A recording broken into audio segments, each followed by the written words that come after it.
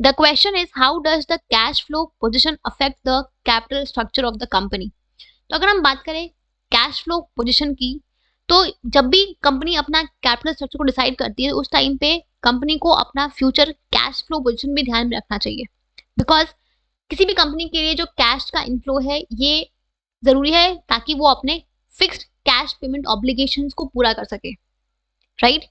Let's say company को cash चाहिए अपने डे टू डे ऑपरेशंस को कैरी आउट करने के लिए, रेंट पे करना है, टैक्सेस पे करने हैं, सैलरी देने हैं, वेजेस देने हैं, राइट। तो उसके लिए कैश चाहिए।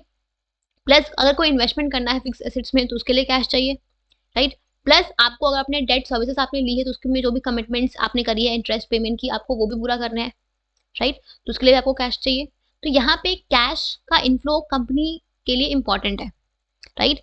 तो अगर कंपनी का जो कैश फ्लो पोजीशन है वो अच्छा है, स्ट्रांग है, तो इन दैट केस कंपनी अगर कोई आपका फिक्स्ड पेमेंट ऑब्लिगेशन लेती भी है तो कंपनी उसको इसलिए पे कर सकती है। लेट्स से अगर कंपनी डेट से फंड्स को रेज करती है तो जब भी हम डेट से फंड्स को रेज करते हैं तो हमारे ऊपर एक फिक्स्ड ऑब्लिगेशन आता है कि आपको इंटरेस्ट का रीपेमेंट इंटरेस्ट पे करना है, राइट। तो अगर आपका कैश फ्लो अच्छा है तो आप इजिली अपने इंटरेस्ट ऑब्लिगेशन को पूरा कर सकते हो, राइट। तो उस केस में आप ज़्यादा डेट प्रेफर कर सकते हो। बट अगर आपका कैश फ्लो पोजीशन अच्छा नहीं है, वीक है, तो उस केस में अगर आप डेट से फंड्स को रेज करते हो तो आप अपने इंटरेस्ट ऑब्लिगेशंस को पूरा नहीं कर पाओगे, राइट। तो उस केस में आप कम डेट को प्रेफर करोगे।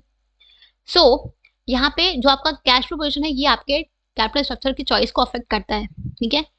इफ कैश फ्लो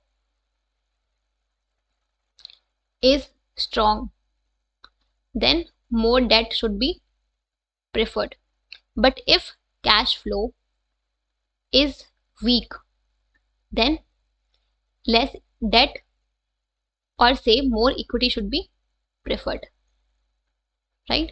तो आपको इसको पैराग्राफ में एक्सप्लेन करना है प्रॉपर्ली, ठीक है।